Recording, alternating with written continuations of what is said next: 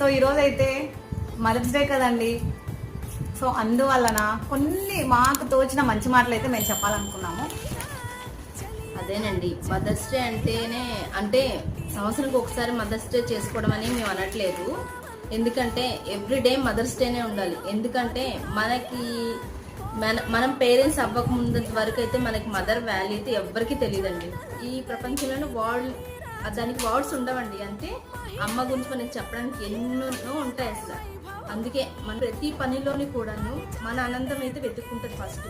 కానీ ఏ పని చేసినా మన ఆనందం కోసమే చేస్తుంది. ప్రతి అమ్మాయి కూడా ఒక మదర్ అయితేనే ఆ మదర్ వాల్యూ తెలుస్తుందండి. నాకు తెలిసినంత వరకు ఒక్కొక్క ఏజ్లో ఒక్కొక్క విధంగా మనం ప్రవర్తిస్తాం కదా. సో అదంట అందరి ప్రేమని మరిపిస్తుందంట, కానీ మనం అమ్మని మరిపించలేము. అదే అమ్మ గొప్పతనం అన్నమాట.